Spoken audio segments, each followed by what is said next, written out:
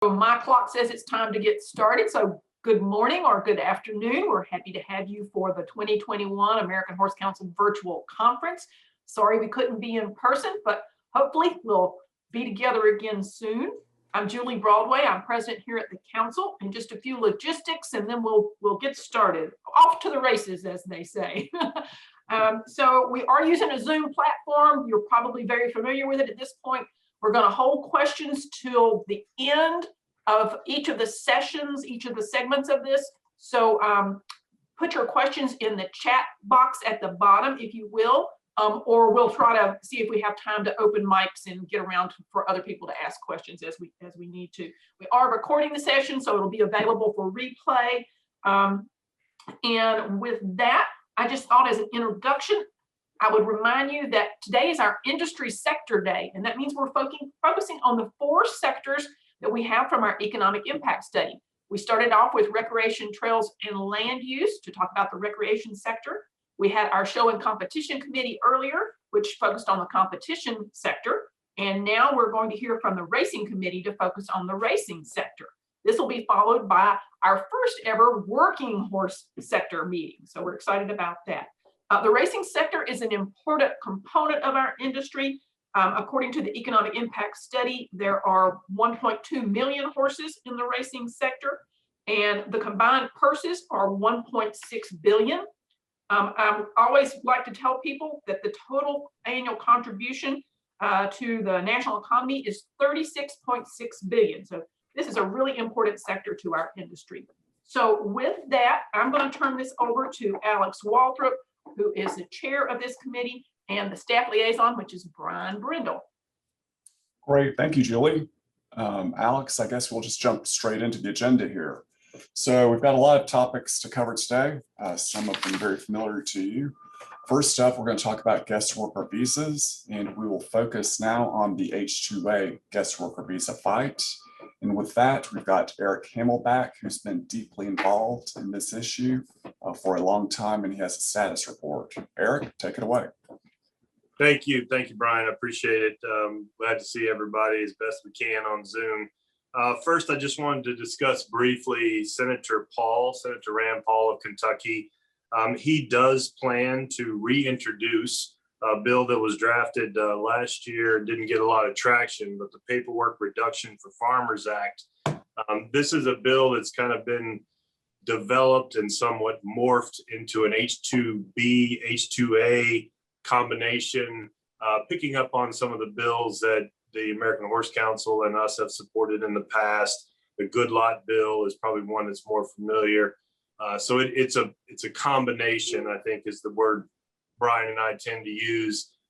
We're not sure how much traction it's going to get. I know that the National HBPA was supportive the last time he introduced it, but we'll see how it goes post-COVID pandemic and see if there's any more traction for this bill.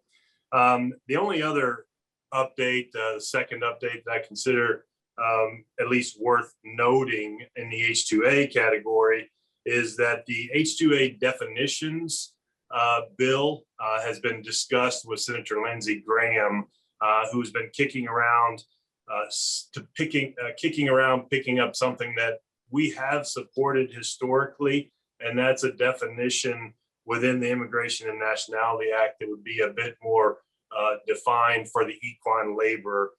We're continuing the exercise. We've had a few meetings on this historically and then even this year, but at this point still looking at the text of the bill in order to make sure it keeps flexibility for our industry. And by that, I define flexibility as being able to have the choice, H-2A, H-2B. So we're still looking at that, not sure how much traction it will get, but we're at the table and making sure that we are going to go forward with it or support it, depending on how things shake out in the definitions bill. I think that's all that I would really touch on, Brian, unless you think that I missed something in particular, but obviously the most important is the H-2B and the updates we have there. That's a great update. Just so that everybody knows, Eric and I were on a call, I think it was last Friday, with staff from Senator Graham's office. They do want to help us out on the definitions issue, so it's very encouraging that they're keeping an open door so that we make sure we get the best wording possible. On another note, also on H2A, you might have read that the Farm Workforce Modernization Act has moved through the House and actually been passed for the second Congress in a row. There's a parallel proposal being considered in the Senate, which would not mirror the House vehicle. That's a vehicle that we have not supported, mainly because of its overuse of E-Verify and other mandates that we do not support. But the vehicle on the Senate side is something that Senators Mike Crapo, Republican of Idaho, and Michael Bennet, Democrat of Colorado, are teaming up to draft. And we have submitted language to both of those offices on the definitions issue to make sure that that's addressed in their bill. In speaking with, I believe it was Senator Graham's staff last week, they confirmed that no specific language has been circulated or offered yet. So that's very much in the drafting phases. So that's really all I have for H2A. Mr. Holder, do you have anything on H2A? Have we already done have we approved the minutes for the last meeting, Brian? Well, Alex, what I did is I actually circulated those about half an hour before the call. So I thought we could move that to the closed session. Okay, we'll move that to the closed session. That's fine. So let's move on the agenda to the discussion of H2B, and I'm going to kick it back to you, Brian, to share with us what you know. I know that on Tuesday there was a bill filed about the returning worker exemptions being codified in statute. You want to talk a little bit about what that means and talk about prospects? Right. So we've been very busy on the H2B front. That's actually operating on 3 tracks at the moment. Just to step back a little bit, we're working on supplemental visas for the current fiscal year. We're also doing FY22 spending bills to get a provision in the DHS bill that would apply a returning worker exemption to the cap. And as Alex mentioned, we've got legislation offered yesterday by Congressman Henry Cuellar, a Democrat from Texas, and his bill would codify a returning worker exemption altogether, effectively doubling the statutory cap of 66,000. For this fiscal year, just to recap very quickly, on May 25th, the administration published a rule to release a sparse 22,000 supplemental visas through September 30th. This time around, regulators are attaching even more strings. These include a set aside of 16,000 visas for returning workers and 6,000 visas from workers from so-called Northern Triangle countries. That would include El Salvador, Guatemala, and Honduras. We were disappointed in this very small number, smaller than numbers we've received in years past, but it's probably no secret that the COVID-19 related unemployment statistics drove a lot of that decision-making within the administration. Not surprisingly, on June 23rd, DHS announced it had already received enough petitions to reach the cap for the additional 16,000 visas issued for returning workers. The agency does continue to accept petitions for H2B workers from the additional 6,000 allotted from the Northern Triangle. And please note that the demand for supplemental visas met the available supply within the course of 6 business days. Now, moving towards FY22 appropriations, we continue to advocate for a rider that will effectively double the number of H2Bs granted in FY22. This year, we are advocating for language that would remove agency discretion to decide the final number of supplementals. In March, AHC submitted language to House appropriators that would incorporate a returning worker exemption from the statutory cap and include a 3-year look back. And this is very consistent with legislation offered yesterday by Congressman Henry Cuellar of Texas, known as the H2B Returning Worker Exception Act. This bill has gained a bipartisan group of 5 co-sponsors, includes 2 Democrats and 3 Republicans. The horse industry and its allies believe the Cuellar bill to be an attractive standalone proposition. The bill's straightforward treatment of the H2B cap will please many in the GOP and business community. Inclusion of integrity measures, on the other hand, should appease many of the Democrats and some of the labor unions. And I'll circulate a summary of that bill following the meeting. Just to give you a little bit more backstory, the bill didn't come out of nowhere. In 2019, the American Horse Council met with Democratic staff from the House Subcommittee on Immigration to talk about a framework for a guest worker visa bill. During those conversations, AHC and its partners, which include the U.S. Chamber of Commerce, among others, agreed that in exchange for H-2B cap reform, we would be able to accept some general integrity measures on which labor unions would probably insist. These include some anti-fraud and malfeasance measures, covering a so-called fraud prevention fee and raising that amount from $150 to $350. Although Chairwoman Zoe Lofgren of California never moved the bill covering H-2B, much of that 2019 framework is reflected in the Cuellar bill. Brian, we've had a request in the chat box that when you talk about these items, that you share the bill numbers as you go along so they can make a note. Okay, fire away.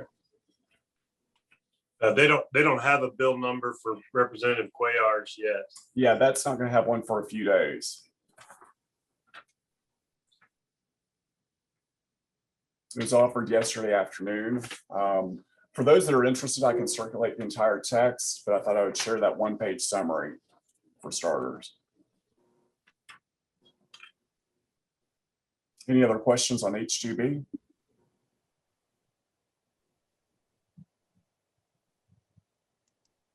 Throw your questions in the chat box or raise your hand and we'll come around to you. All right. Well, consider that covered for now. And Mr. Waldrop, do you want to move on to tax? Oh, actually, no. We've got, yeah, we want to talk about HISA right now, the Horse Racing Integrity and Safety Act. You're right. Yep, that's number 5. All right, this is obviously a hot topic, and we've got a variety of taking a variety of positions relative to this, but we are honored and very appreciative that Jerry Black is going to be joining us today to talk about his understanding as a member of the nominating committee for HISA. And Jerry's going to give us some background. So Jerry, before I lose a connection again, I'm going to turn it to you. Okay, thanks, Alex. We're going to try to share my screen here. Are you seeing these slides now? Perfect. We are indeed. We are. Perfect. Yep. Okay, great. Well, let me get to the slideshow here. Okay, so first of all, these slides were put together quite recently by the authority, and they were used at the first board of directors meeting. So these are more or less hot off the press. And so first of all, we'll just kind of do an overview of HISA. And I think most of you are fully aware of the authority itself and the legislation that passed this quite recently. So I'll go through these slides fairly quickly, but the authority is a not-for-profit corporation. It does plan to file an application for federal recognition under 501c6. So the purpose is under the authority and oversight of the Federal Trade Commission. The authority is responsible for establishing uniform safety and performance standards for horse racing to improve the safety and welfare of equine and human participants in horse racing, implemented through comprehensive compliance and accreditation programs, including an anti-doping and medication program and a racetrack safety program. And this is for covered persons, covered horses, and covered horse races. And the definition of covered is in the bill or in the legislation itself. There has been some discussion about, of course, covered horses as it reads in the legislation, at least includes thoroughbred horses. So here's the organization itself. The board of directors is a 9-person board. The chair would be an independent director from outside of the equine industry. There would be 5 total independent directors and 4 industry directors. And under that are 2 standing committees. One is the Anti-Doping and Medication Control Standing Committee. That chair would be an independent director from outside of the equine industry and also serve on the board of directors. And so it is comprised of 4 independent members and 3 industry members. The Racetrack Safety Committee is a bit different in the fact that its chair is an industry director and serves on the board as well. And it's comprised of 4 independent members and 3 industry members. So on the board of directors and both standing subcommittees, the independent members are in the majority over the industry members. The nominating standing committee is a little bit different. The 2 co-chairs were initially named by the incorporator, and then after that, vacancies can be filled by the board. It was comprised of 7 independent members selected from business, sports, and academia. So I want to go through these slides just as quickly as we can, and then we'll get back to the makeup of those boards.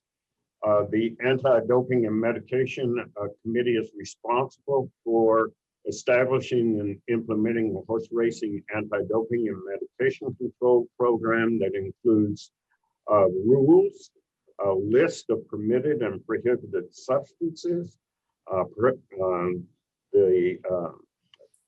The committee responsibility also says that there would be prohibition on the administration of any substance within 48 hours of racing starts.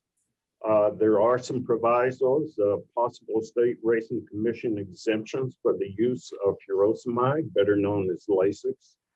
And this could occur during the first 3 years of the program. This would not include 2-year-olds or stake races. And after such time as this, that could be changed by unanimous approval of the board after a review of furosemide that will occur as part of the charge of the Anti-Doping and Medication Committee. So they will establish laboratory testing standards and controls. So those will be uniform testing regulations as far as programs for in-competition and out-of-competition testing, and then programs related to anti-doping medication research and education. And the first part, as I understand it, the research in this area would be the use of furosemide for EIPH or leaders.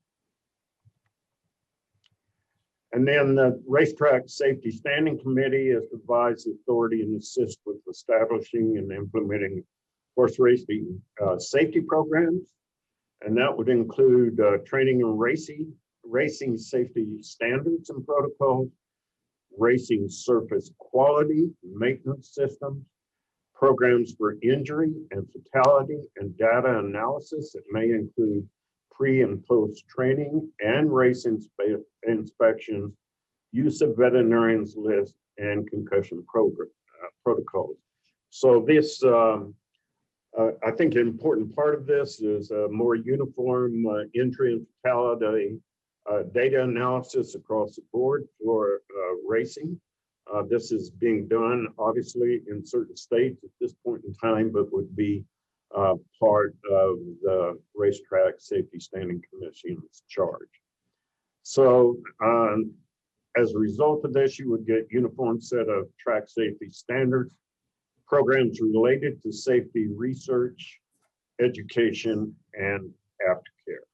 So those are the 2 standing committees. The nominating committee was quite different. in the fact that we've basically already done our work and have named or put forth the names for the board of directors and the 2 standing committees. So we at this point in time are finished with our job. But in the future, and I probably should say we're inactive at this point in time, and in the future, we will recommend candidates for vacancies. So let me just go briefly through the people involved in these, and then I'll tell you who was appointed to the boards and such. This was a nominating committee. There's been press releases for this, so I'm sure most of you have heard this before, but I certainly want to acknowledge my fellow committee members. Just FYI, we went through 160 potential nominations for positions for the board and the standing committees. We met 5 different times and spent a significant number of hours making sure that to the best of our ability, we had our nominations correct. So here are the nominating committee. It was Lynn Coleman. Lynn is a former president of the National League of Professional Baseball Clubs. Before that, he was a municipal finance banker for Kidder, Peabody and Company. He's also been a former board member of Churchill Downs. Nancy Cox was also a co-chairperson. She's the vice president for land grant engagement and the dean of the College of Ag at the University of Kentucky. She has championed the formation of the UK Equine Initiative, now called UK Ag Equine Programs, and recognizing the importance of the horse industry and its significance to Kentucky. Katrina Adams is immediate past president of the United States Tennis Association, following 2 consecutive terms as the USTA's chairman and president. In her professional career, she's a successful tennis player and was also a vice president of the International Tennis Federation. I think most of you know me. I have been in private practice in California for about 40 years, then went to academia at Colorado State University, and now am helping start a new veterinary school at Texas Tech University in my home area down here. And I am a past president of AAP and past chairman of the board of trustees of the American Horse Council. Joe Dunford is former chairman and chief of staff of the nation's highest ranked and the nation's highest ranking military officer. General Dunford served as the 36th commander of the Marine Corps. Frank Keating is a former governor of Oklahoma. Prior to that role, his career in law enforcement and public service included time with the FBI, U.S. attorneys, and state prosecution. Ken Chasner, who was certainly the lively character on our committee. We enjoyed working with him very much. He served as president of NBC Sports until June of from 1998 to 2011. And he was the person that started secured the television rights for the Triple Crown races and Breeders' Cups for NBC. So when we were given our charge, we were very specific in how we fill the various vacancies for the board and the subcommittees. We ranked each of those 160 plus nominations as either a low preference, a medium preference, or a high preference, and then those were tabulated by attorneys in Kentucky. And then here is sort of our criteria. We're looking for their professional skill set and perhaps scientific credentials. We certainly were looking for gender, ethnic, and geographic diversity. We were looking for industry knowledge, and then in some cases, board and regulatory experience. So there was some very strict provisions for conflict of interest. And I must say the nominating committee did not determine conflicts of interest. The attorneys for the authority, basically that was their charge to tell us if these were independent members or perhaps industry members. And basically independent members or officers or employees could not have a financial interest in or provide goods or services for covered horses. Can't be an officer or official of any equine industry representative or serve in any governance or policy making capacity for the equine industry, or be an employee or have a business or commercial relationship with individuals described above. Industry members of the standing committees are not subject to these conflict of interest. So in other words, the industry members could be actively engaged in the horse industry. There was no look back period, so it wasn't a matter of if you were in the industry at one point in time, but are no longer in it, there was not a period of time that you would have to be out of the industry.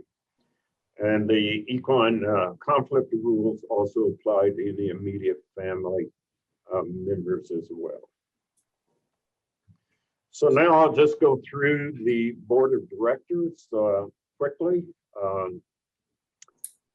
So these are, as you can tell, we have the 5 independent members and 4 industry members listed here.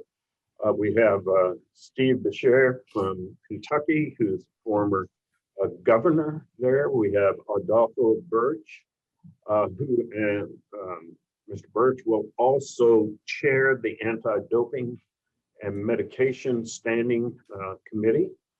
And Birch is the Senior Vice President of Business Affairs and Chief Legal Officer for the Tennessee Titans. We had Leonard Coleman.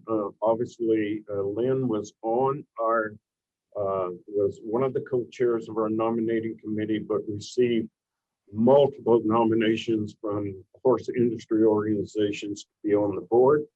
And the nominating committee felt that he would be ideal for that position. So he was elevated to that position. Ellen McLean has served in various leadership roles with the New York Racing Association, including its president in the past. She's no longer doing that. Charles Sheeler is an independent from Maryland, and he was a federal prosecutor for the U.S. Attorney's Office and served as a lead counsel, the former Senator George Mitchell, in his investigation of performance enhancing substances in Major League Baseball. And I would also point out that Mr. Sheeler has been elected by the board of directors to be the chairman of the board. Joseph DeFrancis from Maryland is or was a senior executive for various thoroughbred racing entities, including the Maryland Jockey Club and Magna Entertainment Corporation. Susan Stover is from UC Davis in California. She will chair the Racetrack Safety Committee. I know Dr. Stover personally, a wonderful professor of surgery and radiological science at UCD. Her research investigation for many years has been the prevalence and distribution of equine stress fractures, risk factors, and injury prevention, as well as its impact on equine injuries and human welfare. So I think she's a perfect person to chair our racetrack safety committee. Bill Thomason is, most of you know, is immediate past president of Keeneland, that he served in 2012 to 2020.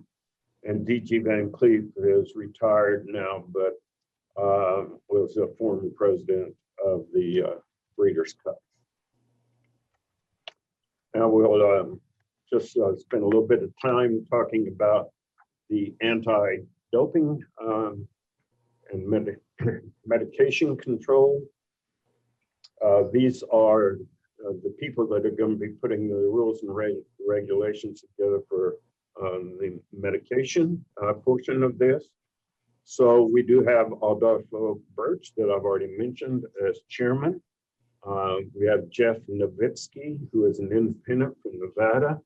He's vice president of athletic health and performance.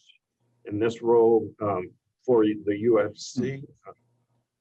In this role, he partnered with the United States Anti-Doping Agency to implement the UFC anti-doping program. And prior to that, he was a federal agent for Food and Drug Administration and an investigator for the IRS. We have Scott Stanley, who is professor of analytical chemistry at University of Kentucky's Gluck Equine Center and director of their Equine Analytical Chemistry Lab. I've worked with Dr. Stanley a great deal.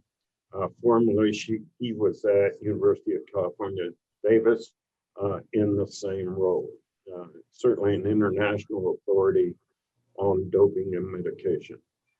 Kathleen Stroya is a senior vice president of sports sciences and medicine and transitions for the Women's Tennis Association and the WTA's representative on the board for the Society for Tennis Medicine and Science.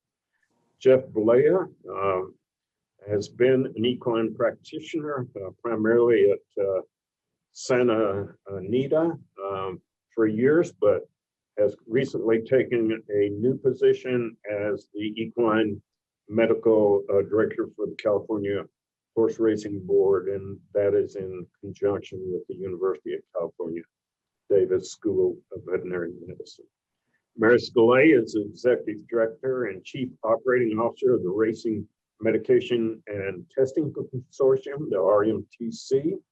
The RMTC is one of the industry's foremost scientific authorities on performance enhancing drugs and therapeutic medications. And Jerry Yon is a retired gastroenterologist and previously a member of the Kentucky Horse Racing Commission, where he established the Kentucky Equine Medical Director position.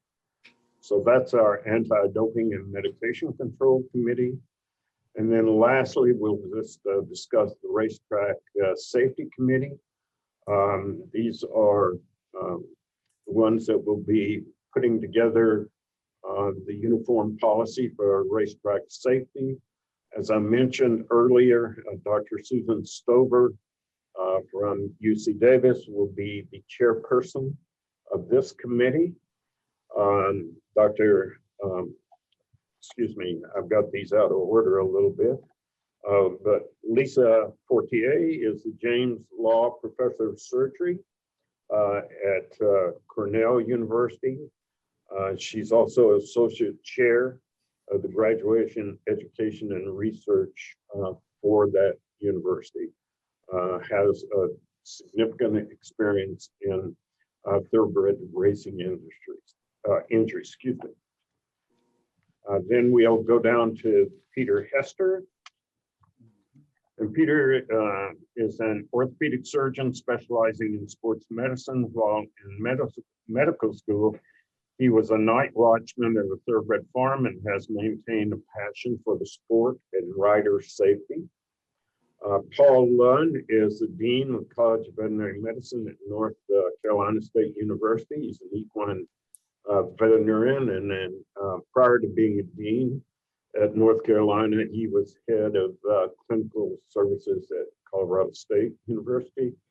Carl Medicola, I don't know many of you know, is an independent member from North Carolina.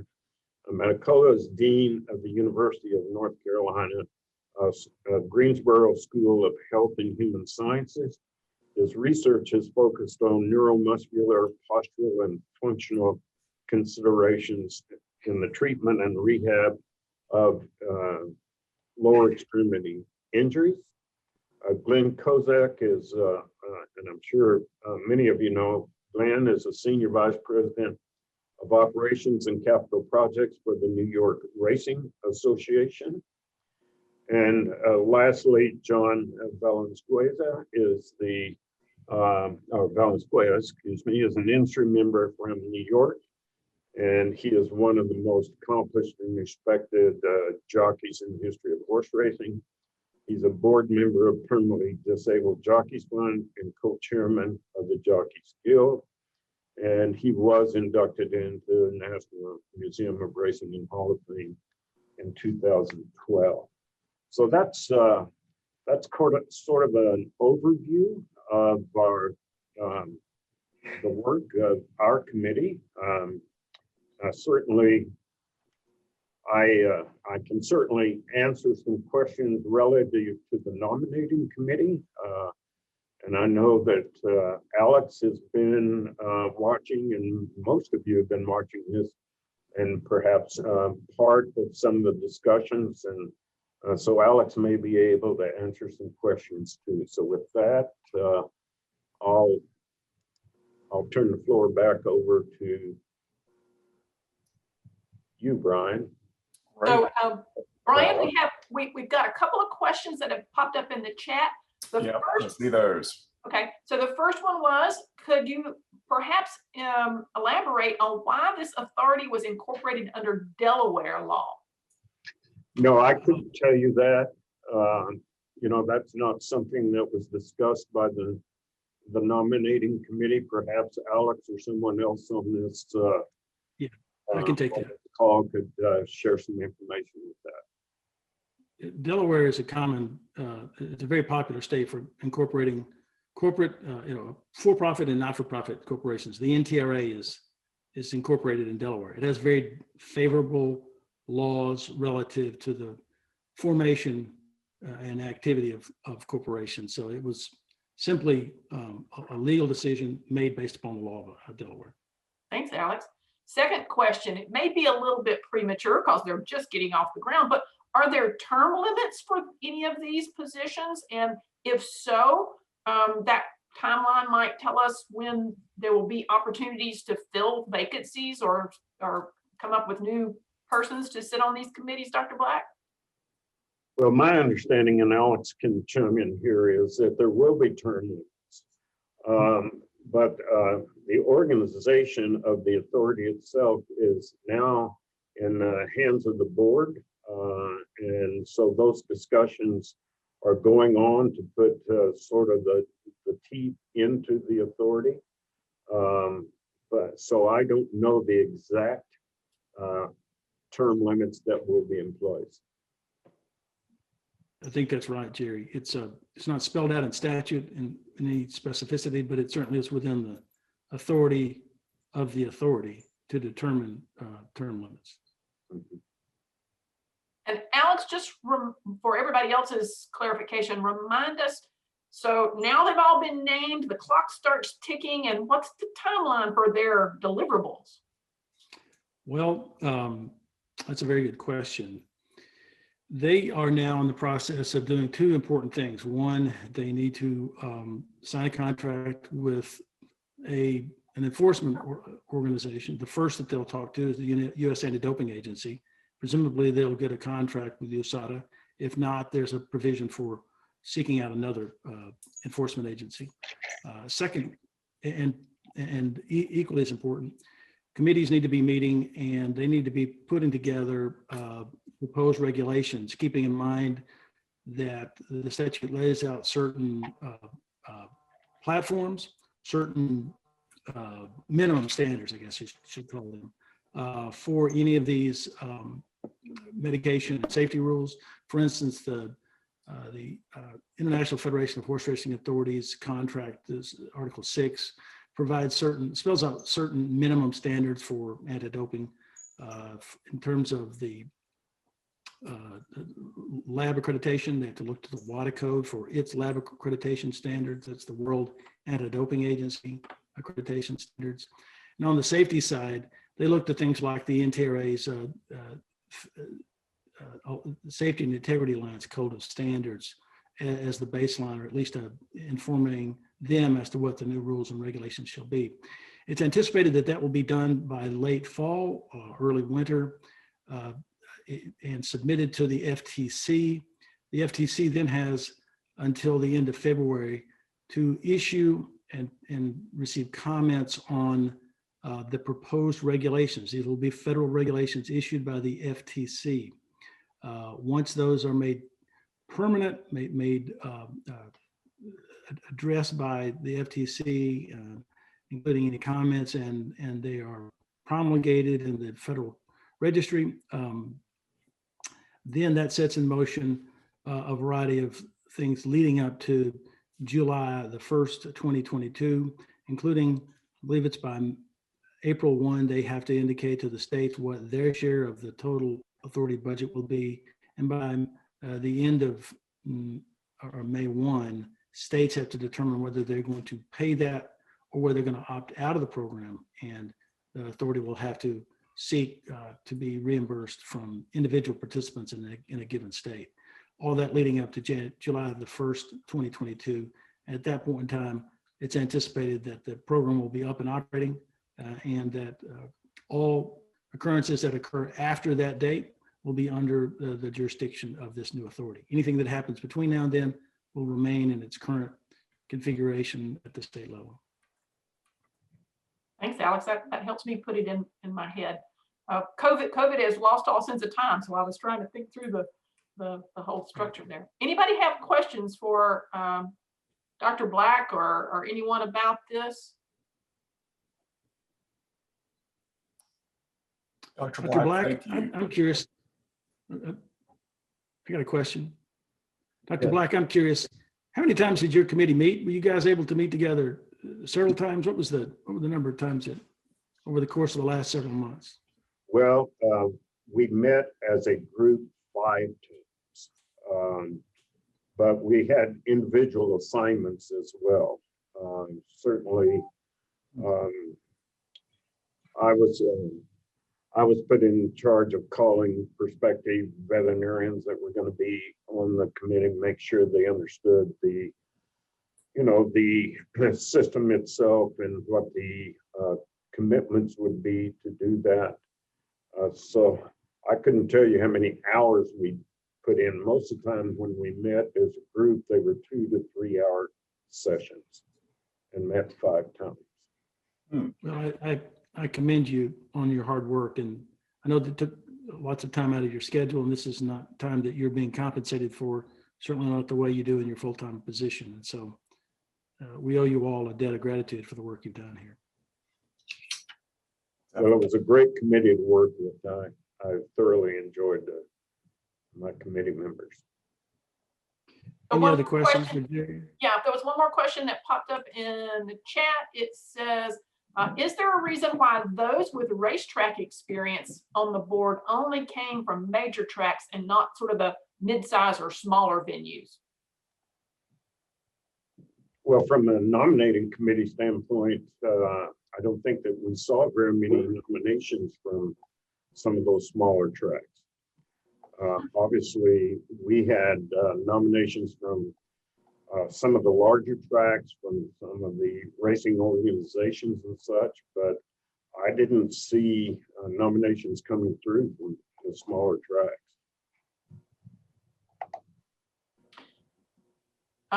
Follow-up question here was, did the committee interview prospective board members? We did not. We did not, let me rephrase that. We did not do it as a committee. We basically, we read their CVs or their resumes. Then, if in fact they were being seriously considered, we would have 1 or 2 members of the committee to reach out and have discussions with them.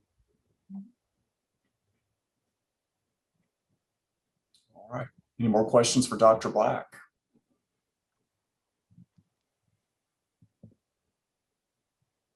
All right, Dr. Black, hope you can stick around, listen to the rest of the agenda if you're available. We appreciate your presentation, and can we share your slides with the group after this? Yes. Great, thank you.